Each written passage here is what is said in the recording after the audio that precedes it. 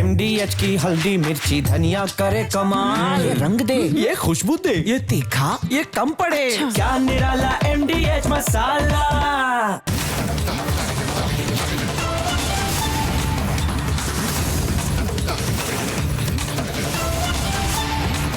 पूछता है भारत को प्रेजेंटिंग MDH सुपर हिंग लक्स कोजी हीटेक को पावर्ड बाय राजनिवास।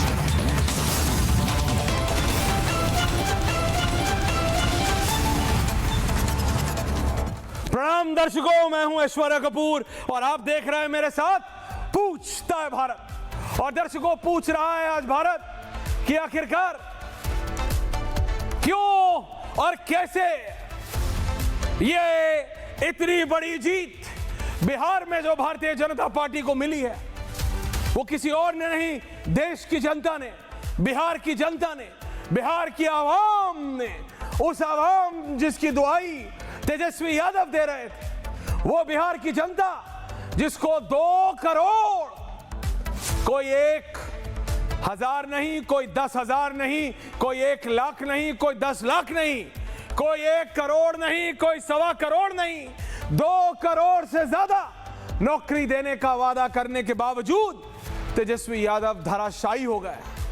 ये जो नंबर आपके सामने चल रहा है, ये जो बिहार का नक्शा आपको दिख रहा है, ये क्यों भगवा हुआ है?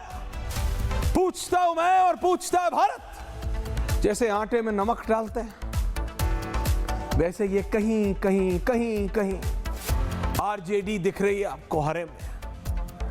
जैसे सब्जी पे धनिया बुरकते हैं, वैसे 2-4 जगह जीत गई है आरजेडी और कांग्रेस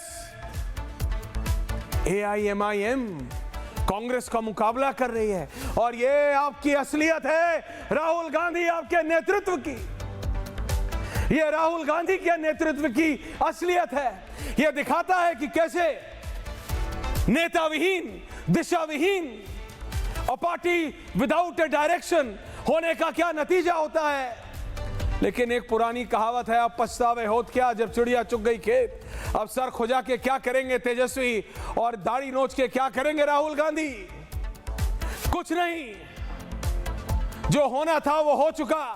बिहार में जो नेतृत्व आना था वो आ चुका। बिहार में जो डिसीजन होना था वो हो चुका है। अब बात सिर्फ इतनी है, इसका एनालिसिस होगा, लोग करेंगे अभी डिबेट। आरजेडी बोलेगी अभी आएंगे मेरे मित्र उत्पल वल्लभ। मेरे मित्र ने क्या नहीं किया, पूरी डिबेट में अपना गला, मतलब अपनी वोकल कॉर्ड्स, उत्पल वल्लभ जी प्रणाम, लेकिन आपने अपनी वोकल कॉर्ड्स को बिल्कुल ट्रीटमेंट कराना पड़ेगा। अनुराग भदौरिया को अगर कोई टक्कर दे पाया तो वो आपके अलावा कोई मुझे मिला नहीं है पिछले 18 साल में, जो अपने नहीं एंकर की जगह भी बोले और हर जगह बोले। लेकिन नतीजा क्या निकला? ढाक के 3 पात। क्योंकि आप ये समझे नहीं कि डिबेट से आप इलेक्शन नहीं जीतेंगे, बिल्कुल वैसे जैसे राहुल गांधी नहीं समझे कि प्रेस कॉन्फ्रेंस करने से आप बिहार का चुनाव नहीं जीतेंगे। कोलंबिया जाके कॉफी फेटिंग और सतीश के सिंह जी को यहां छोड़ दिया। बोलो कि जाओ बताओ सतीश जी, मेरे बहुत सीनियर हैं, मुझे डांट भी सकता है, लेकिन यहां बोल दिया बताओ कैसे राहुल गांधी का नेतृत्व मिलने वाला है, बताओ कैसे ये जो डायरेक्शन महागठबंधन ले रहा है ये बिल्कुल बिहार के लिए सही है। तो पूछता हूं मैं और पूछता है भारत, आज बताए वो एक नेता, आज बताए वो एक आदमी जो कह रहा था कि बीजेपी खत्म है, नीतीश कुमार इज ओवर, नरेंद्र मोदी का वो करिश्मा नहीं। आज पूछता हूं मैं और पूछता है भारत, ये अगर निर्णय आया है बिहार में, तो ये जो चेहरा आपके सामने है नीतीश कुमार का क्षेत्रीय नेतृत्व, नीतीश कुमार पे भरोसा, देश प्रदेश की महिलाओं का, नीतीश कुमार पे अंधविश्वास कि नीतीश है तो सब कुछ ठीक है, नीतीश है तो प्रदेश की महिलाएं सुरक्षित है। यह बिहार की जनता ने दिखाया है। 10% का वोट डिफरेंस है परसेंटेज वोट शेयर में। पिछली बार किस प्रदेश में दिखा था? 43 लाख महिलाएं, 43 लाख 43 लाख महिलाएं इस बार बिहार के चुनाव में ज्यादा निकले हैं। और अब मुझे क्या बताने की जरूरत है?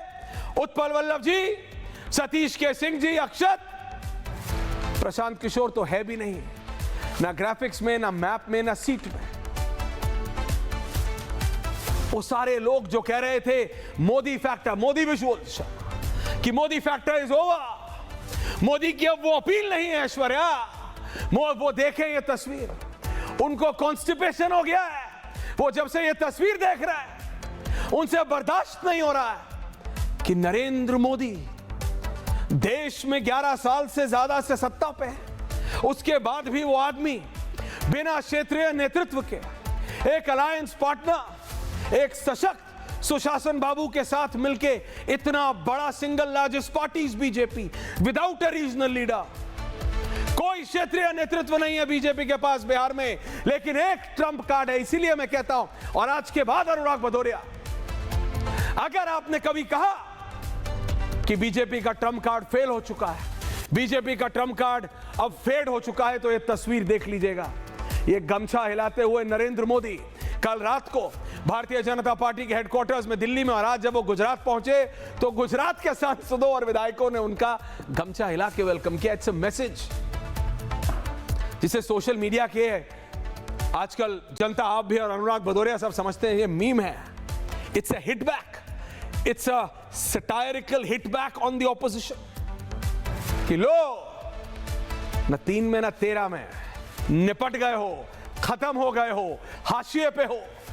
ये बोलना अतिशोक्ति नहीं है, this is the reality. The Modi wave never went, क्योंकि सवाल था is the Modi wave back. The Modi wave never went viewers, Modi का फैक्टर कभी फेड हुआ ही नहीं। ये मैं नहीं, नंबर बता रहे हैं आपको। नंबर तो देखिए, बिहार में लोग कह रहे हैं ये वेलकम क्यों हुआ। अरे भैया, बीजेपी के लिए बिहार जीतना मैं ऐसे ही नहीं कहता हूं। अगर उत्तर प्रदेश देश की राजनीति का दिल है तो बिहार नब्ज है, और ये नब्ज बता रही है कि अगले 4 इलेक्शंस में क्या होने वाला है, इंक्लूडिंग 2027 उत्तर प्रदेश इलेक्शंस। और वहां तो बाबा भी हैं, सोने पे सुहागा है। यहां तो नरेंद्र मोदी का चेहरा, अमित शाह की स्ट्रैटेजी। सोचिए जरा, सोचिए, क्योंकि आपके पास अगले 5 साल सिर्फ सोचने के लिए हैं तेजस्वी यादव जी। आपके पास पूरे 5 साल सोचने के लिए हैं। सॉरी, राहुल गांधी जी के पास तो पिछले 11 साल भी थे सोचने के लिए, राहुल गांधी जी। लेकिन वही तो एक काम है जो आप करते नहीं हैं, वही एक काम है जो आपको करना चाहिए, लेकिन वही एक काम है राहुल गांधी जी जो आपने आउटसोर्स कर दिया है, आउटसोर्स। और वो आपने एक्सट्रीम लेफ्ट को आउटसोर्स कर दिया है। आज मुझे बोलने में कोई गुरेज नहीं है। I have no doubt in my mind कि जो असली कांग्रेसी सोच के लोग हैं, जो नेता हैं, वो अपना सर पटक रहे हैं कि आखिर कब समझेगा ये व्यक्ति, आखिर कब समझेगा ये नेता, आखिर कब समझेगा ये कांग्रेस का लाल कि एक्सट्रीम लेफ्ट को कांग्रेस का थिंक टैंक बना के आप कांग्रेस को पतन नहीं, AIMIM के बराबर ले आए हो। अब इससे ज्यादा कोई क्या बोलेगा, क्या बोलेगा कोई? नंबर अपने आप बोलते हैं जी। आरजेडी की अलग व्यथा शुरू हो गई है। रोहिणी आचार्य ने पार्टी छोड़ दी। परिवार में कल जब प्रकाश बोल रहे थे ना, तो लोगों ने बड़ा मजाक बनाया। प्रकाश ने गलत नहीं बोला था कल मेरे साथी ने बिहार से, कि अब तेज प्रताप यादव, जी हां बड़े भाई, वो अब हनुमान की तरह जाके लंका में आग लगाने वाले हैं। वो उस विभीषण को पकड़ने के लिए जाने वाले हैं जिसने ये किया। लोग कह रहे हैं कोई PS है तेजस्वी यादव का जिसने सब सीट वितरण में गड़बड़ी कर दी, कांग्रेस से डेलिब्रेट। मेरे को नहीं पता कौन है भाई, उत्पल वल्लभ जी को पता होगा, मुझे क्या पता। लेकिन मुझे तो यह पता है कि लालू जी की पार्टी का इतना बुरा हाल पिछली बार कब हुआ था उत्पल वल्लभ जी, अगर आपको याद है तो आज बता दीजिएगा, क्योंकि पूछता हूं मैं और पूछता है भारत। आपको राहुल गांधी ने बर्बाद कर दिया, आपको घर के भेदियों ने बर्बाद कर दिया और आप समझ नहीं पाए। अक्षत की तो मैं, प्रशांत किशोर की तो क्या बात करूं। आज मुझे अवधेश जी का वो बात याद आती है। अवधेश कुमार जी मेरे से पहले मेरे साथी राम महाभारत करता है उसके शो में थे, कि उन्होंने बोला कि मैं अक्षत, और आपको पता होना चाहिए जब एक पत्रकार ये बोले तो वो बायस नहीं, वो रियलिटी बता रहा है कि रैलियों में दिखते हैं, गांव में चलते हुए कोई वोटर नहीं मिला मुझे प्रशांत किशोर की पार्टी का। ये बहुत बड़ा मैसेज था आपके लिए। You've gone wrong and completely wrong. Media में जगह बनाना, हेडलाइंस बनाना अलग चीज होती है। रैलियों में भीड़ इकट्ठी कैसे की जाती है वो आपको भी पता है और हमें भी और जनता को भी पता है, क्योंकि जनता ही जाती है। वही जनता बीजेपी में भी जाती है, कांग्रेस में भी जाती है, आरजेडी में भी जाती है, जेडीयू में भी जाती है, वीआईपी में भी जाती है, हम में भी जाती है, और वो जनता आपकी रैली में भी आ गई। तो क्या हुआ उससे? कितनी सीट आई आपकी? प्रशांत किशोर, पूछता हूं मैं और पूछता है भारत, क्या क्या बड़े बड़े दावे किए थे आपने? राजनीति छोड़ दूंगा। अब आप राजनेता हैं, आपको आदत होगी शूट एंड स्कूट की, बोल के भूल जाने की, इसलिए याद नहीं दिलाऊंगा आपको कि आपने क्या कहा था। एक नहीं, एक दर्जन इंटरव्यूज में, साक्षात्कारों में, कि अगर ये हुआ तो राजनीति छोड़ दूंगा, अगर वो हुआ तो राजनीति छोड़ दूंगा। गजब है। सुधांशु जी आ रहा हूं, but after the special report जो असलियत में बताती है कि आखिरकार हुआ क्या बिहार में, coming back to you after the special report.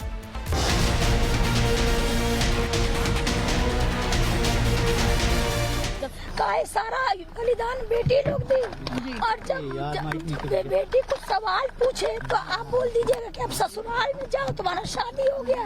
पिताजी मेरे साथ हमेशा, कल मेरे माता पिता भी रो रहे थे, मेरी बहन रो रही थी मेरे लिए। राजद की अराजकता बाहर जो झलकता था अब घर के अंदर भी झलक रहा।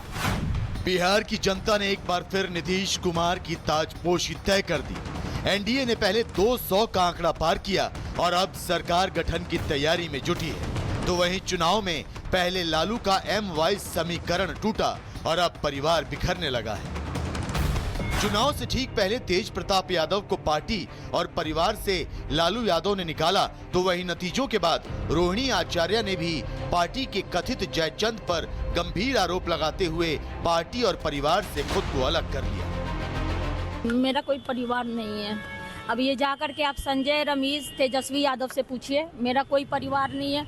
वही लोग निकाला है हमको परिवार से। अब जब संजय और रमेश इन लोग का नाम लीजिए तो आपको घर से निकाल दिया जाएगा, आपको बदनाम किया जाएगा, आपको गाली दिलवाया जाएगा, आपके ऊपर चप्पल उठा करके मारा जाएगा। लालू परिवार के इस बिखराव को चुनाव नतीजों की पहली कैजुअलिटी के रूप में देखा जा रहा है। तो वहीं कुछ जानकारों का मानना है कि आरजेडी की ये हार इसी फूट का नतीजा है। कारण जो भी हो, लेकिन तेजस्वी के नेतृत्व में आरजेडी का ये अब तक का सबसे खराब प्रदर्शन है। इस चुनाव ने कम से कम ये साबित कर दिया है कि बिहार में आरजेडी का पारंपरिक मुस्लिम यादव वोट बैंक बिखर चुका है। तो वहीं चुनाव से पहले वोट चोरी की डुगडुगी बजाने वाले राहुल फिलहाल पूरी पिक्चर से बाहर है। ऐसे में सवाल ये है कि क्या 3.5 दशक के बाद बिहार का सियासी समीकरण पूरी तरह बदल चुका है? क्या लालू परिवार में बिखराव के बाद आरजेडी में बगावत के सुर और तेज हो जाएंगे? और सबसे बड़ा सवाल ये है कि क्या बिहार पर लगा जातिवाद का कलंक अब हट जाएगा? पूछता है भारत। भारत, सुधांशु त्रिवेदी जी, पूछता है भारत। क्या आपको पता है कौन होगा अगला मुख्यमंत्री? सुधांशु त्रिवेदी जी, क्योंकि जो नंबर आए हैं उसके बाद एक ही सवाल है जो बीजेपी से किया जा सकता है कि क्या नीतीश कुमार होंगे एनडीए के अगले मुख्यमंत्री बिहार के? क्या आप ऑफिशियली आज अनाउंस कर सकते हैं सुधांशु जी, या वी हैव टू वेट? आप बोलेंगे प्रक्रिया है, ऐश्वर्या प्रणाली है, पार्लियामेंट्री बोर्ड। देखिए, इस विषय पे हमारी पार्टी के वरिष्ठ नेता पहले ही स्पष्ट कर चुके हैं। प्रधानमंत्री जी, गृह मंत्री जी ने कहा कि कोई वैकेंसी नहीं है पीएम और सीएम की, बहुत स्पष्ट है। अब चुनाव परिणाम भी आ चुके हैं, नीतीश जी के नेतृत्व में हमने चुनाव लड़ा है। अब तो जो कुछ है वो टेक्निकल प्रोसेस है कि भाई जेडीयू अपनी मीटिंग करेगा, उसके बाद वो रिकमेंड करेगा, तब एनडीए की मीटिंग होगी और उसके बाद वो प्रोसेस होगा। मगर मैं ऐश्वर्य जी कहना चाहता हूं जी, जिन लोगों के हसरतों का जनाजा निकल गया इस जनादेश में, वो अब भाइयों को लड़ाने वाली युगों पुरानी शकुनी और मंथरा की मानसिकता से बाहर निकलें और जनता के मनोभाव को समझने का प्रयास करें। हर युग में कोई ना कोई शकुनी, हर युग में कोई ना कोई मंथरा आकर खड़ी होती है जिसका लक्ष्य होता है कि राज्याभिषेक से पहले भाइयों में लड़ाई करवा दी जाए। परंतु हम लोग तो भगवान राम और माता सीता के प्रति अगाध श्रद्धा रखने वाले लोगों में से एक हैं, इसलिए ये उनका मंसूबा कामयाब होने वाला नहीं है। मगर मैं यहां पर एक पॉइंट और कहना चाहूंगा, इन चुनाव परिणामों का एक निष्कर्ष भी बहुत साफ है। 2024 में हम 400 पार नहीं कर पाए थे, मगर उसके बाद 2 विधानसभाएं ऐसी हुई जिसमें हमने 200 पार किया, पहले महाराष्ट्र में और अब उसके बाद बिहार में। यह दर्शाता है कि प्रधानमंत्री श्री नरेंद्र मोदी जी के प्रति देश की जनता के मन में जितना अगाध स्नेह है और अप्रतिम आशीर्वाद है, उस पर कुछ छल प्रपंच के जो बादल 2024 के चुनाव में विपक्ष के भ्रामक प्रचार से छाटे थे, अब जनता पूरे सिलसिलेवार तरीके से, पहले हरियाणा, महाराष्ट्र, दिल्ली और बिहार, अब उसका प्रतिकार ले रही है। और वो बादल छटकर, जैसे छठी मैया के समापन के बाद सूर्य उदित होना शुरू होता है, अब वह सूर्य उदित होना शुरू हो रहा है और देश की जनता उस नए सवेरे की तरफ अमृतकाल में आगे बढ़ रही है। बिहार का अमृतकाल का पहला चुनाव था। और देखिए इसमें सोच का क्या अंतर है, मैं एक उदाहरण देना चाहता हूं ऐश्वर्य। अभी आपने दिखाया प्रधानमंत्री जी गमछा 60-40 हिला रहे थे। गमछा किस चीज का प्रतीक है?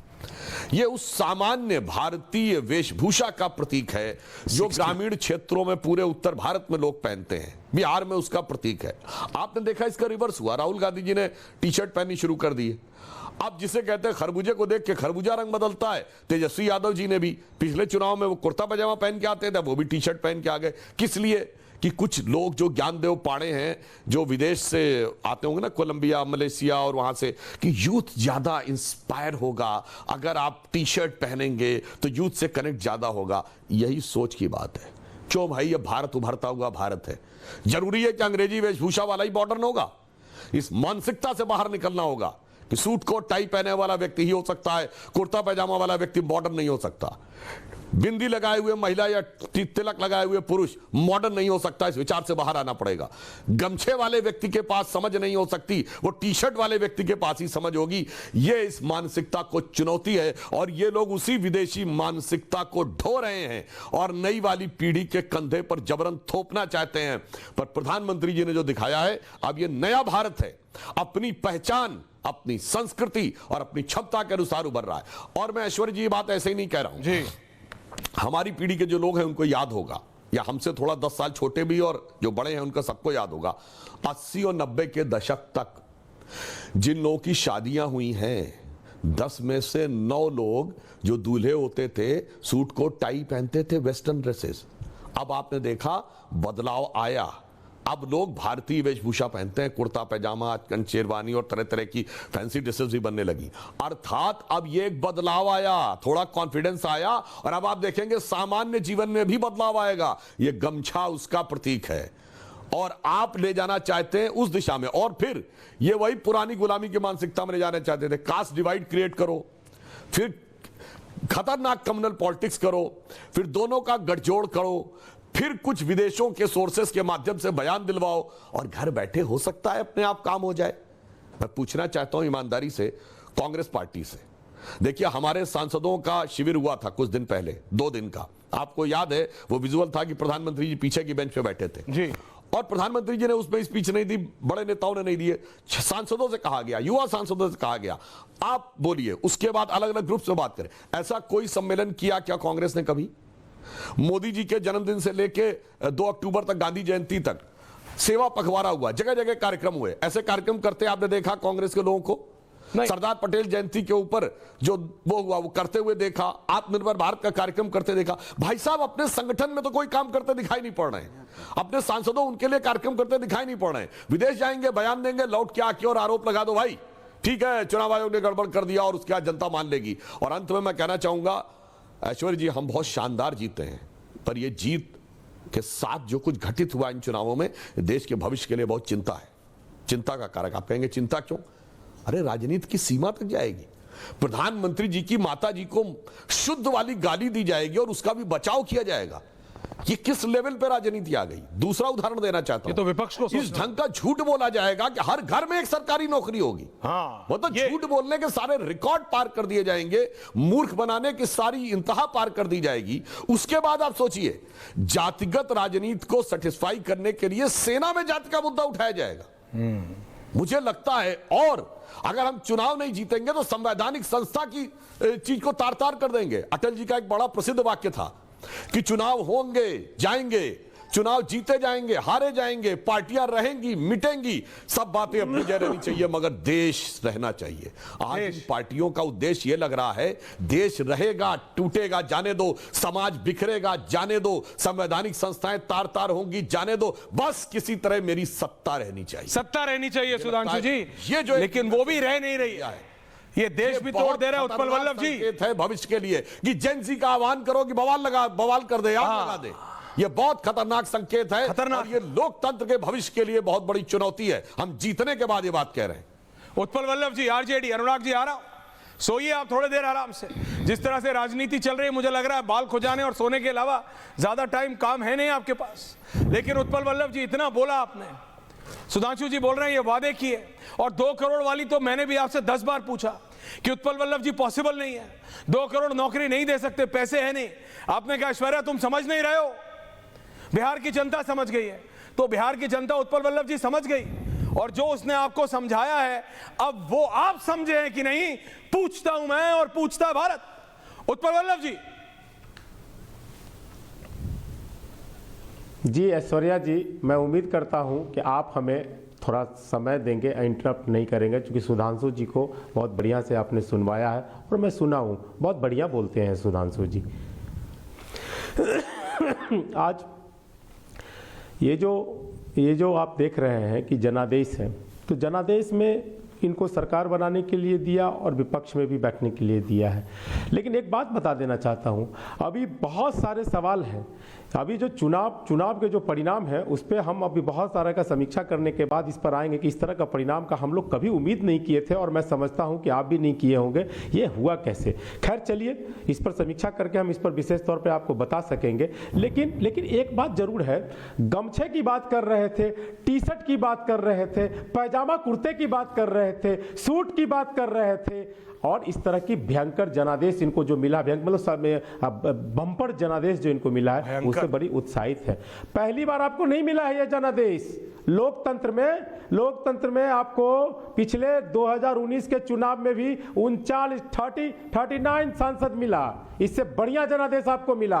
और बिहार से 8 मंत्री हैं, कपड़ा मंत्री भी बिहार से हैं, गंजी और रुमाल का भी एक फैक्ट्री आपने नहीं लगवाया है, यहाँ एक फैक्ट्री नहीं लगवाया। इतना देर गमछा पर जितना भाषण आपने दिया है, एक गमछे की फैक्ट्री आपने नहीं लगवाया है यहाँ। 8 मंत्री, उद्योग मंत्री भी यहीं से हैं, लघु एवं सूक्ष्म उद्योग मंत्री, उनके एक काम नहीं गिनवा पाएंगे आप 8 मंत्री हैं। एक बार कोई मंत्री अपनी काम को गिनवा दे यहाँ पे बिहार में, कि बिहार में एक सुई की फैक्ट्री भी उन्होंने लगाया होगा, इतने लच्छेदार भाषण देने के बाद और इतनी जनादेश लेने के बाद यदि किया हो तो ये बताएं। ये जो बिहार में अगर इस तरह की फैक्ट्रियां लगती, जिसके लिए हम लोगों ने मैनिफेस्टो में भी डाला था, और जिस पे ऐश्वर्या जी बोलते गला फाड़ कर बोला, ऐश्वर्या जी जरूर गला फाड़ कर हमने बोला था जी, बिहार में फैक्ट्रियां नहीं लगनी चाहिए।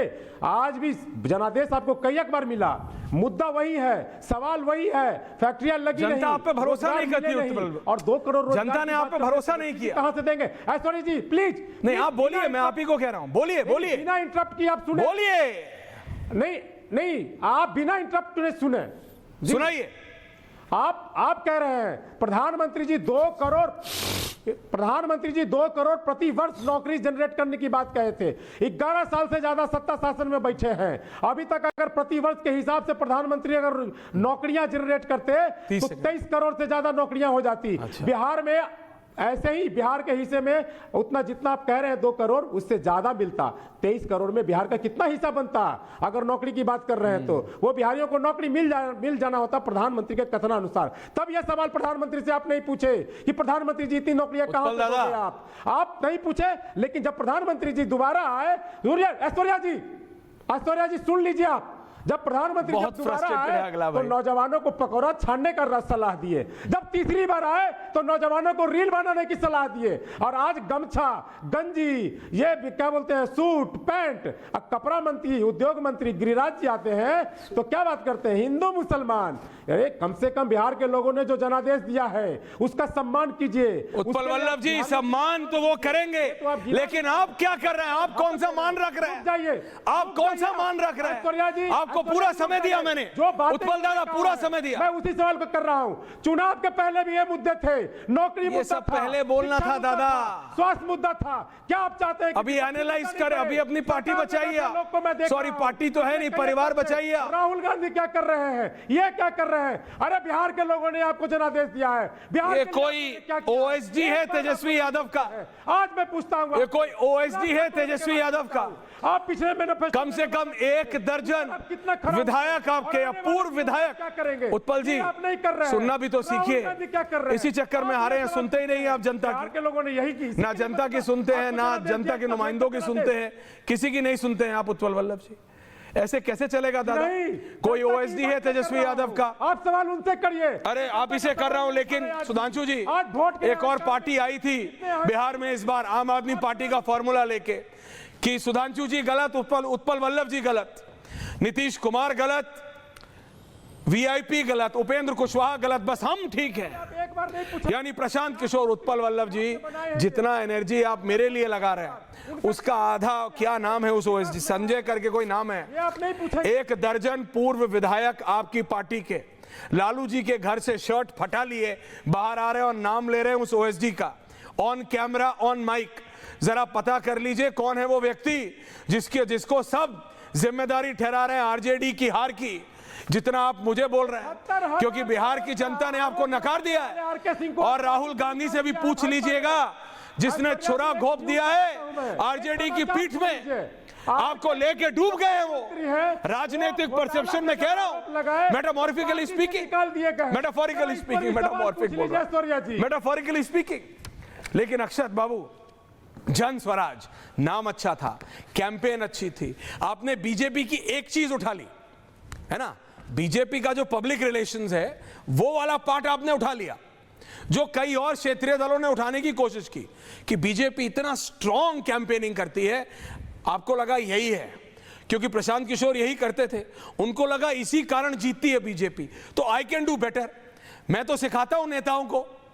और इसीलिए तो छाती ठोक ठोक के कहते थे ना कि 6 नेता 6 मुख्यमंत्री बनाए हैं। सुधांशु जी यही कहते थे ना कि नरेंद्र मोदी से लेके राहुल गांधी, स्टालिन से लेके कौन कौन मैंने बनाए हैं। एक सिर्फ पीआरिंग से, सिर्फ लोग इकट्ठा कर लेने से, सिर्फ रैलियां कर लेने से नेता नहीं बनते अक्षत जी। आपको समझ आया कि नहीं आया अब तक? You are a young lad, but आप समझे कि नहीं अभी तक? आपके नेता समझे कि नहीं? धन्यवाद कि आपने हमारी पार्टी का इतना गहन एनालिसिस किया। इसलिए किया क्योंकि आपने हवा ऐसी बना दी थी। नहीं, आपने इसलिए किया क्योंकि आपने हमारी भीड़ का तो एनालिसिस कर लिया, बड़ी गहराई से कर लिया, बट आपने ये नहीं दिखा कि जो मुद्दे हमने उठाए, प्रशांत किशोर जी ने पिछले 3 साल में हजारों गांव में सफर किया अपना, और उन जगहों से जाके मुद्दे उठा के लाए। उन मुद्दों को लेकर बिहार में एक progressive pro development narrative set किया, जिसपे उन्होंने चुनाव लड़ा, और उनको क्रेडिट आपको देना चाहिए इस बात का। तो आप उनका मजाक उड़ाने की प्रयास कर रहे हैं। आपको धन्यवाद देना चाहिए उस जन स्वराज पार्टी का, जिसने पिछले 30 सालों में बिहार के चुनाव को पहली बार जाति से ऊपर उठकर मुद्दों पर वोट करने के लिए मजबूर किया। पार्टी को हमारे नैरेटिव पे लाया। अभी आप you are so full of yourself, like your leader. आप अपने आप से, आपको इतना अहंकार हो गया है सुधांशु जी, इनको इतना अहंकार हो गया है कि हम ही विषय जानते हैं। आप कह रहे हैं आज तक बिहार में रोटी कपड़ा मकान विषय नहीं था। अगर ऐसा नहीं हमने किया होता तो वृद्धा पेंशन जो कि 400 से थी, इतने सालों से थी, उसको 1100 गांव-गांव में हमने एक संघर्ष किया, हमारी वजह से हुआ। हमने कम से कम एक उसके लिए प्रयास तो किया। आपने किस पार्टी को दिखा था पिछली बार कि वो गांव-गांव पैदल और अपनी गाड़ियों के जरिए बिहार चुनाव में इतना अहंकार अच्छा नहीं है। अरे सर, आपने हेलीकॉप्टर अहंकार अच्छा नहीं है, या आंखों में 3% पे है, आप एक सीट नहीं है आपके पास। हेलीकॉप्टर दिख रहे थे एयरपोर्ट पे, कितने हेलीकॉप्टरों से बड़े बड़े नेताओं ने रैलियां की, और किस नेता ने, प्रशांत किशोर ने, रोहित, किस नेता ने कहा था 2 मिनट में 2 करोड़ 20 करोड़ 200 करोड़ कमा लेता हूं, बड़ी गाड़ी से चलता हूं, पैसे की कमी नहीं है। खुद देखा साक्षात्कार में बोला सुधांशु जी, मेरे को नहीं पता किस नेता ने पिछली बार बिहार में नहीं देश के इतिहास में बोला होगा कि मैंने अपने खुद के कमाए 250 करोड़ लगाया। ठीक है, लगाए, बहुत अच्छी बात है, आपने कमाए थे, आपने लगा दिए, अब हो गया नील बटा सन्नाटा, अब लो मजे, अब लो मजे। लेकिन ऐसे होता नहीं है। Stop being so full of yourself. ये राजनीति है, राजनीति से पहले सोशल वर्क करना पड़ता है। ये नहीं बताना पड़ता है कि हमारे पास 200 करोड़ है, 2000 करोड़ है, 20,000 करोड़ है। उनसे भी बड़े बड़े लोग बैठे हैं राजनीति में। की जरूरत नहीं है हमारी पार्टी को। 3% जनता ने, आज भी हम 0% के साथ आए थे, हमारे पास कुछ भी नहीं था खोने को, कि पाने को ही था, और आज हमने 3% वोट। रोहित इन्हीं के नेता थे ना जिन्होंने कहा था जेडीयू को 25 सीटों से ज्यादा आ गई तो मैं राजनीति छोड़ दूंगा। रोहित एंड अक्षर, ऐसा है, 30 सेकंड्स। ऐसा है, कैसा है? ऐसा है, सुनिए सुनिए सुनाइए। गलथेथरों से कितना बहस हम करें, बताइए ना। जिस प्रकार से देह में बुखार होता है तो डॉक्टर थर्मामीटर से बुखार नापता है, तो लोकतंत्र में बुखार नापने का तरीका आपको मालूम है क्या है? वोट किसको मिला है? प्रचंड बहुमत किसको जनता ने दिया है? खांची से नहीं, आसमान से वोट किसके पक्ष में गया है? देश के यशस्वी प्रधानमंत्री गणनायक नरेंद्र मोदी जी के पक्ष में गया है, नीतीश कुमार जी के समर्थन में गया है। अब आंख में दिनौंधी या रतौंधी हुआ है तो जाड़ा का महीना आ गया है, ले जाके ऑपरेशन हम करवा देंगे युवा चेतना के कैंप में, भेज दीजिएगा सब जितना गलथेथर लोग हैं। सुनिए, बिहार की जनता ने प्रधानमंत्री मोदी जी की मां के सम्मान में नीतीश कुमार जी के पर्सनल अटैक के जवाब में जो व्यापक जन समर्थन राष्ट्रीय जनतांत्रिक गठबंधन को दिया है, वो स्पष्ट रूप से दिख रहा है। विपक्ष के नेता के पद पर आसीन होने की स्थिति में कन्विक्टेड चार्जशीटेड गठबंधन का कोई नेता संवैधानिक स्तर पर नहीं है। अब बिहार से आप क्या अपेक्षा करते हैं जी? बिहार ने स्पष्ट मैंडेट ना दे दिया। बिहार खड़ा है प्रधानमंत्री मोदी जी के स्पष्ट राज्य और देश के प्रगतिशील नीतियों के समर्थन में। सुनिए, ये जो परिवार में झगड़ा लग गया है, हमको रावण और बाली के घर की कहानी याद आ गई। आदरणीय सुधांशु त्रिवेदी जी बैठे हुए हैं, सरस्वती के वरद पुत्र। क्या हुआ था? घर के फुतल केकर भय गयो, रावण बाली दोनों घर गयो। मतलब घर में जब विवाद होता है तो दोनों घर चला गया, रावण भी गया, बाली भी गया। तेजस्वी यादव का जो घमंड है वो कपार पर नहीं, कुतुब मीनार के ऊपर, एफिल टावर से ऊपर चढ़ के बोल रहा था। इनको जमीन पर भेंटे नहीं था। इतने बड़े नेता हो गए थे। भदौरिया के लिए भी तो बोल दो। पहले पकड़ुआ ब्याह होता था। अखिलेश यादव ने सबसे पहले बोला SIR की वजह से जीते। भाई 20 सेकंड में सुन लीजिए। अरे सब पर आ रहे हैं, सुनिए ना। पकड़ुआ ब्याह हमारे बिहार में होता था, लोगों ने लड़के उसको खत्म किया। ये एगो पकड़ुआ सलाहकार आ गया हरियाणा से, बताइए तो। आई उत्तर प्रदेश से आदरणीय अखिलेश यादव जी आ गए। बिहार में तेजस्वी यादव जी, एगो बौड़ाहा संघ है परिवारवादी नेताओं का, जिसके राष्ट्रीय अध्यक्ष हैं राहुल गांधी। बिहार में अध्यक्ष है तेजस्वी बबुआ, और आदरणीय अखिलेश जी उत्तर प्रदेश में कमान अपने लोगों को दे दिए हैं। तीनों लोग फेल कर गया बिहार की धरती पर। यह कर्पूरी ठाकुर की धरती है। लालू यादव 2004 से 2014 तक सोनिया जी की सरकार चला रहे थे। रिमोट से क्यों नहीं स्वर्गीय कर्पूरी ठाकुर को, जो गरीबों के, पिछड़ों के, दलितों के भगवान थे, उनको देश का सर्वोच्च सम्मान दिया? किसने दिया जी? प्रधानमंत्री नरेंद्र मोदी जी ने दिया। कौन है गरीब का भगवान? कौन है दलितों का भगवान? कौन है पिछड़ों का हिमायती? अनुराग भदौरिया, ओके रोहित, अनुराग भदौरिया, सतीश के Singh, Sudhanshu Trivedi, 3 people on air now। Sudhanshu Trivedi, अनुराग भदौरिया, सतीश के सिंह, उत्पल वल्लभ जी आ रहा हूं। उत्पल वल्लभ जी आ रहा हूं। अभी समझिए, अभी उत्पल वल्लभ जी, अभी 200 और 20 का फर्क है। अभी आ रहा हूं मैं आपके पास। अनुराग भदौरिया जी, आपके नेता उठे और बोले SIR देखिए इस बार हो गया, अगली बार नहीं होगा। ये कब तक आप सिस्टम को, मतलब लिटरली बस गाली नहीं देते हैं, कंप्लीट ब्लेम गेम सिस्टम। जनता को आप समझते हैं कि जनता का विवेक है ही नहीं, जनता सोच नहीं सकती अपने आप। हाँ? अनुराग जी देखिए देख ही रहा हूं सर। देखिए, बिहार के मतदाताओं ने, हाँ, बिहार के मतदाताओं ने बढ़ चढ़ के अपना मत दिया और रिजल्ट आपके सामने, इसलिए बिहार के मतदाताओं को बधाई। अब सवाल यह है कि भारतीय जनता पार्टी के प्रवक्ता महोदय जी यहाँ बैठे हैं। आपने कहा आपको नींद आ रही है। नींद नहीं आएगी, उबासी भी आ रही थी। क्या कह रहे थे पता आपको? पहले 1980 में कोट पैंट पहना जाता था, याद है आपको? कोट पैंट पहन के शादी करते थे। आजकल धोती और तरह तरह के वो पहने जाने लगे, पाजामा कुर्ता शेरवानी। अरे सब हरा ही पहनना है आपको। हिंदुस्तान की संस्कृति आपको कोई संस्कार टेंशन में है ही धोती नहीं। कुर्ता, देखिए गर्मी से लेके सर्दी तक जैकेट भी सुधांशु जी हरी है। बोलने ही नहीं दोगे आप। मैं सिर्फ बता रहा हूँ, I am just informing people. अरे बोलने तो दो भाई सुधांशु जी, शर्ट से लेके टी शर्ट से लेके जैकेट सब हरा है, कोई और रंग है नहीं इनके उसमें। बोल लीजिए फिर मैं बोलूं। हाँ, लेकिन जनता को भगवा पसंद है तो इनको दिक्कत है। मैं बोलूं, बोलिए। उन्होंने कहा अरे सुन लीजिए, उन्होंने कहा कि 1980 में देखिए पैंट शर्ट में शादी होती थी। पैंट शर्ट में लोग शादी पहनते थे, कोट पैंट पहनते थे, आपने हरा वेस्टर्न कल्चर आ गया था। आजकल देखिए धोती कुर्ता शेरवानी पाजामा। अरे भैया ये तो हिंदुस्तान की संस्कृति संस्कार, तब भी धोती कुर्ता पहनते थे, शेरवानी पाजामा कुर्ता आज भी पहनते हैं। आप खुद ही, मुझे मेरे सामने टीवी नहीं है लेकिन मैं गारंटी के साथ कह सकता हूं आप खुद ही पैंट शर्ट पहने बैठे होंगे, जीन्स पहन। तो सवाल ये उठता है कि आपके पास मुद्दों की कंगाली देखिए क्या है।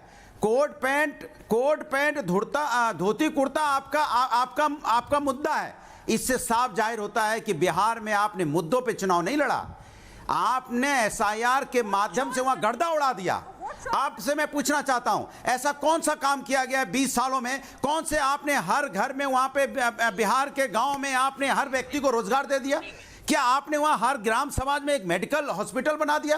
क्या आपने हर ग्राम समाज में एक स्कूल बना दिया? क्या आपने वहां किसान को विकसित कर दिया? क्या वहां लोगों की कैपिटल इनकम बढ़ गई? क्या वहां से पलायन बंद हो गया? क्या वहां भ्रष्टाचार खत्म हो गया बिहार के अंदर में? ऐसा क्या आपने कर दिया कि आप स्वीप कर गए, 200 पार कर गए? ऐसा कौन सा काम किया? मोकामा से लड़ने वाला एक व्यक्ति, जिसने मोकामा से लड़ रहा था अनंत सिंह, उस दौरान उस पर हत्या का आरोप लगा, जेल गया, जीत गया। वाह भैया, जीत गया। और आप यहां पे कुर्ता पाजामा खोज रहे हो, वहां माफिया जीत रहे हैं, लेकिन आप उस पे बोलेंगे नहीं। कितने माफिया जीते हैं, कैसे जीत गए? क्या बिहार की जनता माफिया को जिता सकती है? नहीं जिता सकती। आपका एसआईआर जिस तरह से आपने 65 लाख वोट वहां से उड़ा दिए, कैसे उड़ गए 65 लाख वोट? आप तो पूरे दिन यहाँ टीवी डिबेट में बैठ के घुसपैठियों की बात करते थे। घुसपैठिए आ गए बिहार में, घुसपैठिए आ गए। 390 निकले, अनुराग जी 390, फिर 65 लाख वोट कौन थे जिन्होंने 2024 के चुनाव में वोट दिया था? आज वो विधानसभा में वोट नहीं दे पाए। चिंता का विषय तो है, चिंता करने का विषय है ये। मुझे चिंता आपके नेताओं को करनी है, चिंता है ये। If one person can relax, बोलने नहीं देंगे। मैंने आपको चुप रहा। अरे दादा मुझे बोलने दीजिए, अरे दादाजी मुझे बोलने दीजिए भाई, 10 सेकंड दे दूं? दादाजी बोलने दीजिए। अच्छा बोलिए। मैं कह रहा हूं कि बोलने दीजिए, बस 20 सेकंड दे दीजिए, बोल के हसरतें निकालने दीजिए। जिन लोगों ने 2024 में वोट दिया, नहीं 2024 में जिसने वोट दिया आज वो वोट देने लायक नहीं रहा। जिन्होंने इनकी केंद्र की सरकार बनाई उन्हीं का वोट काट दिया। तो बताइए ये कौन लोग थे, कहां से आए, किधर गए? तो सवाल उठता है कि आप 224 में जो आप हारे हो ना, आपको जनता ने नकारा, इसीलिए आपने तंत्र मंत्र तंत्र जितना है आपने सब सरकारी तंत्र इस्तेमाल करने की कोशिश की है। और यह चिंता का विषय है कि आप 200 पार कर गए, इसलिए क्योंकि आपने ऐसा कोई काम नहीं किया बिहार में कि आपको 200 पार होना चाहिए था। आपके पुल गिर रहे थे, दलितों पे वहां पे किस तरह से अन्याय हुआ, किस तरह से वहां हॉस्पिटल में। अनुराग जी मैंने आपको पूरा दिया, आपको पता है क्या अन्याय हुआ? मैं नहीं कहता कि बिहार बहुत अच्छा है, मैंने कहा बिहार में विकास नहीं है। Anurag ji I give you time. मेरी लाइन थी कि बिहार से जाति नहीं और विकास लाद नहीं जाता। ऐसा नहीं है कि बिहार में सब कुछ इज ओके। जिस प्रदेश से अगर गरम डामर की सड़क पड़ रही होती है तो लोग चुरा के ले जाएं, उस देश में विकास हुआ है? नहीं हुआ है। लेकिन उनको तेजस्वी यादव पे आपके पारिवारिक संबंध भी हैं आपकी पार्टी के, और आपकी पार्टी का अलायंस भी, उस पर भरोसा नहीं है। That is it. उनको भी भरोसा नीतीश कुमार और नरेंद्र मोदी पे, दैट इज इट। और जाति पे बात करनी अभी करूंगा, सतीश जी के पास आ रहा हूं, लेकिन पहले सुधांशु जी इस काउंटर। आज तो ऐश्वर्य जी मैं सोच रहा था कि अगर जनादेश नहीं मिला तो जितना भी अपनी हसरतें हैं वो विपक्ष वाले निकाल लेते हैं। मैं संक्षेप में जवाब देना चाहता हूं। हमारे राजद के प्रवक्ता महोदय ने और जन सुराज के प्रवक्ता महोदय ने इस करारी हार के बाद भी जो तेवर दिखाए हैं उसे देख के मुझे एक कहावत याद आती, जो बिहार में हर व्यक्ति समझता होगा, इवन पूरे उत्तर भारत के ग्रामीण क्षेत्रों में समझी जाती है। आग लगे हमरी झोपड़िया मां हम गावे मल्हार। जनसुराज और राजद के प्रवक्ताओं का इस करारी हार के बाद उत्पल जी रुकिए, एक एक करके। एक बार भी नहीं बोलेंगे। अनुराग भदौरिया जी, उत्पल जी बीच में नहीं। अरे भाई इनका कोई लेना ही देना नहीं था बिहार में। इनके लिए मुझे वो कहावत याद आती है, कि बेगानी शादी में अब्दुल्ला देखिए अभी भी मतलब जा ही नहीं रही, यही स्टाइल की वजह से समस्या हो गई। देश में है मां इतनी भौकाली सुनना नहीं है, बीच में बोलना है, हड़काना शुरू कर देना है, यह वजह से यह स्थिति हुई। अब खैर अब मैं बताना चाहता हूं, उन्होंने पूछा कि हमने क्या दिया, तो मैं याद दिलाना चाहता हूं हमारी सरकार आने से पहले 2005 से पहले 2005, 6, 7 हमारी सरकार आने के बाद भी कुछ साल तक रहा है। बिहार के लोगों को याद होगा मोबाइल चार्ज कराने के लिए 20 रुपया देना पड़ता था, क्योंकि गांव में तो बत्ती आती नहीं थी। इलेक्ट्रिसिटी कवरेज केवल 22% था। पटना शहर में केवल 3 से 6 घंटा बिजली आती थी। तब नोकिया के मोबाइल आते थे, एक बार चार्ज होने के बाद 2-3 दिन तक चलते थे। तो जिन लोगों ने अपनी दुकानों पे जनरेटर लगा रखे होते थे वो 20 रुपया मोबाइल चार्ज कराने का लेते थे। उस 22% कवरेज जिसमें सिर्फ 3 से 6 घंटा बिजली आती थी, आज 100% कवरेज और 22 घंटा से लेकर 24 घंटे बिजली आने तक हमने पहुंचाया है।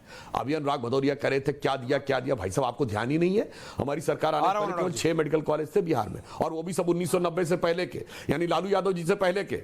आज 22 मेडिकल कॉलेज हैं और 15 और बन रहे हैं। हर जिले में एक मेडिकल कॉलेज होगा। एक एम्स, पटना एम्स मिल चुका है, दरभंगा का एम्स बन रहा है, आईएम गया हो चुका है, गया को आईएम मिल चुका है। कुछ समझे में नहीं आता है।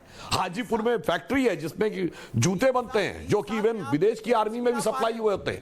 कुछ पता ही नहीं है। कितने एयरपोर्ट हो गए, पहले पटना के अलावा कोई एयरपोर्ट था?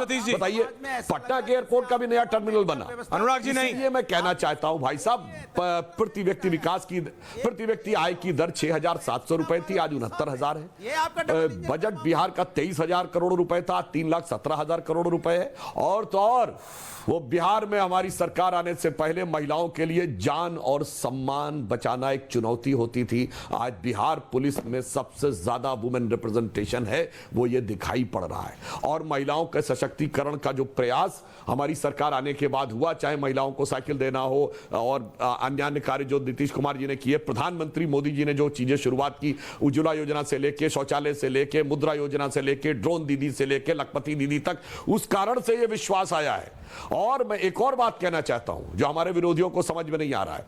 ये आप लोग 50 साल पुरानी जो आप कह रहे हैं ना भदौरिया जी, आपकी सुई अटकी हुई है 80 के दशक की पॉलिटिक्स में, कि आप इस पे लड़ाई पड़े, जातियों पे लड़ाई करके हो जाएगा। भाई साहब वो दिन गए। आज जो समीकरण आपने चुना था उसमें आपस में सामंजस्य नहीं था। मुकेश साहनी ने यह बयान दिया, मैं देखिए कोई जातियों को लड़ाने के लिए नहीं बोल रहा हूं। मुकेश साहनी ने अपने एक पॉडकास्ट के इंटरव्यू में कहा कि मल्लाह समाज की अधिकतर प्रताड़ना यादव समाज के द्वारा हुई है, इसलिए वोट ट्रांसफर होने में समस्या आ रही है।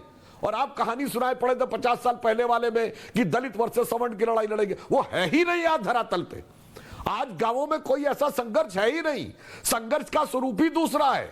आज गांवों में सामाजिक प्रतिस्पर्धा का स्वरूप दूसरा है। ये समझे नहीं पाए वो विदेश से जो अंकल सैम समझाते, मलेशिया गए तो लोग आके हाइड्रोजन बम फोड़ते, कोलंबिया गए वहां से आके फोड़ते, अब फिर विदेश गए वहां से आके फोड़ेंगे। भाई साहब यहां पर आपको लग रहा है कि नीतीश जी की वजह से हुआ, हमारे हिसाब से एन फैक्टर में कोई अंतर नहीं है, चाहे नीतीश फैक्टर हो या नरेंद्र फैक्टर हो।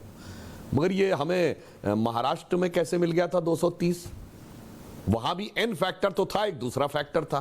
तो यहां अकेले हरियाणा में क्यों मिला था, वहां भी नरेंद्र फैक्टर तो था, वो दूसरा वाला था।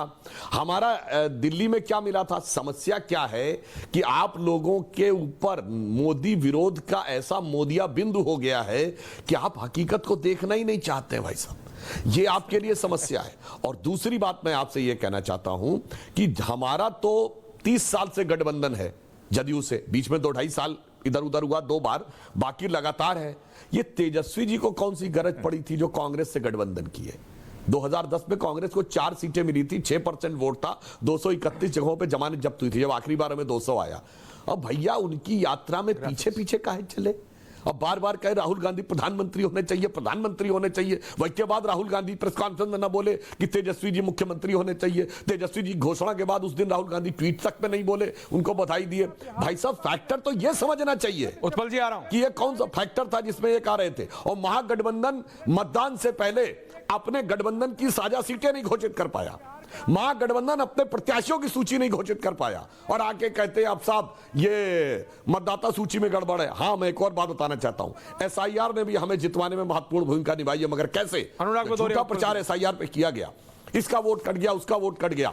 वोटिंग वाले दिन सबके हाथ में पर्ची थी। उत्पल जी की जगह अनुराग भदौरिया डाला। मेरा वोट तो कटा नहीं, तो ये 42 लाख किसका वोट कटा? सबके मन में संदेह उत्पन्न हुआ, ये वही अदृश्य वोटर हैं जो कि किसी और के नाम पे आके वोट करते थे, किसी मृत व्यक्ति के नाम पे वोट करते थे, कोई जो दूसरी विधानसभा में जा चुका उसके नाम पे आके वोट करते थे। तो लोगों को यह समझ में आ गया, यानी जो हम समझाना चाहते थे शायद उतना न समझ में आता, मगर राहुल गांधी को धन्यवाद देना चाहूंगा, उनकी वो SIR सो कॉल्ड वोट चोरी यात्रा ने हर व्यक्ति के मन में यह बता दिया कि कौन चोरों के साथ है, कौन घुसपैठियों के साथ है। और मैं लास्ट में एक और बात कहूंगा, अभी रोहित सिंह जी ने एक बड़ी मजेदार बात कही, उन्होंने कहा पकड़ुआ ब्याह होता था बिहार में। सही बात है, पकड़ के शादी करा दी जाती थी, और मैंने बचपन में यह भी सुना था पकड़ के शादी कराई जाती थी और फिर कट्टे पे भी धमका दिया जाता था, अगर 2-2.5 साल में बच्चा नहीं हुआ तो भी आके ठोक देंगे।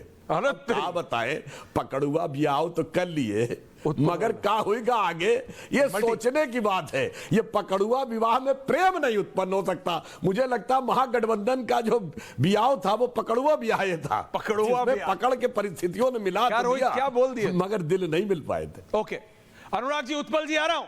रोहित क्या बोल रहे, बोलो क्विक। अच्छा हाँ, दर्शक ने समझ पाए तो मैं पकड़ुआ बिहार बता दूं। सुनिए सर जी, दर्शक ने समझ पाए तो मैं बता सकता हूं। एक दौर था बिहार में लड़कों का, यानी जो पढ़े लिखे या वेल सेटल्ड लड़के होते थे, उनका अपहरण कर लिया जाता था और जबरदस्ती कट्टे की नोक पे उनका किसी जिस भी लड़की से विवाह कराना, जबरदस्ती विवाह करवा दिया जाता था और कहते था अब तुम पति पत्नी हो गए, और अगर इधर उधर जाने की कोशिश की तो वो ठीक नहीं होगा, उसे कहते थे पकड़ुआ विवाह। अरे एक बार प्रकाश सिंह जो हमारे साथी हैं, जबरदस्ती शादी करा देना, हम उधर बिहार में होता था पहले। अरे 2007-2008 की बात है, वो हमारे जो बिहार के साथी हैं प्रकाश, हम लोग दूसरी संस्था में थे। जवाब हम लोग सुबह सुबह इंटरव्यू करना था। अब सुबह सुबह इंटरव्यू करने के वहां पे डैम था सुंदर सा, तो मैं और अर्नब दोनों हम टहलने लगे, तो प्रकाश सिंह ने ऐसे ही डरा दिया हमको कि क्या तैयार वैयार होके घूम रहे हो क्या? मैंने हाँ क्या हो गया, मैं और अर्नब दोनों हैं। अरे बोला घूमो मत, कोई ले जाएगा। तो हमें समझ नहीं आया ले जाएगा क्या मतलब है। फिर आके समझाया, बोले भैया यहाँ तैयार वैयार होके निकलोगे, घड़िया में कोई बिठाएगा और ले जाएगा। भाई सुनिए, साफ साफ बात सुन लीजिए, बिहार की जनता ने बबुआ तेजस्वी यादव को रिजेक्ट कर दिया। तेजस्वी जी को हार की खुमारी से मुक्ति नहीं मिल रही है। उनकी बहन, हमारी भी बहन आदरणीय रोहिणी आचार्य का अपमान कराया गया। लालू यादव जी के जीते जिंदगी औरंगजेब ने लालू यादव को काल कोठरी में बंद कर दिया है, घर में दारा सिकोह को घर से निकाल दिया, लेकिन बिहार की लोकतांत्रिक धरती ने औरंगजेब को सुल्तान नहीं बनने दिया। हम खड़े हैं नरेंद्र मोदी जी के साथ, हम खड़े हैं लोकतंत्र के साथ, हम खड़े हैं संविधान के साथ।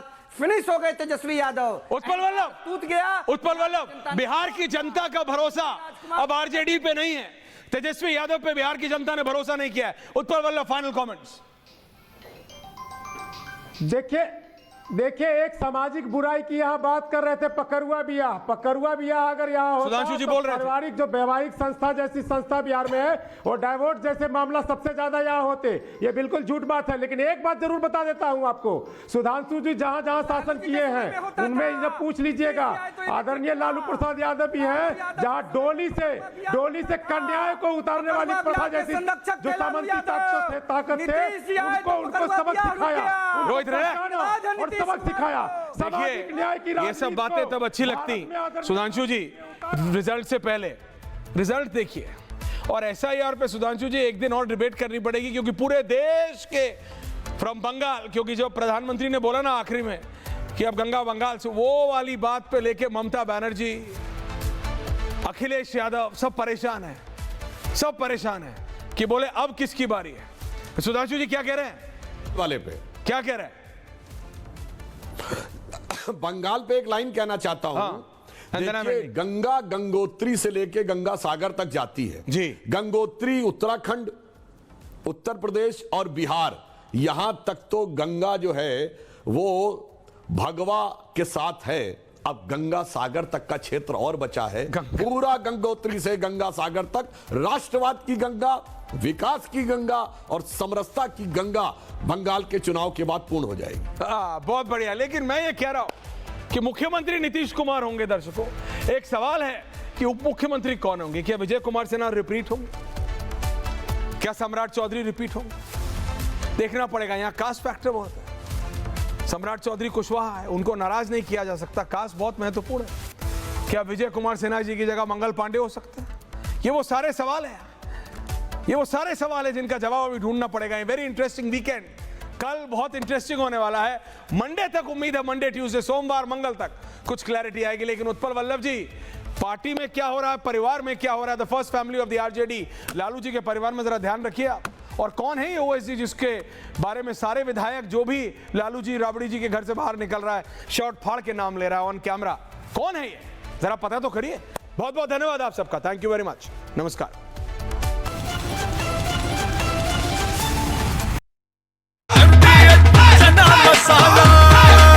अब छोलिया हो या लोबिया, सफेद चने या काले चने, सब कुछ मजेदार बने। MDH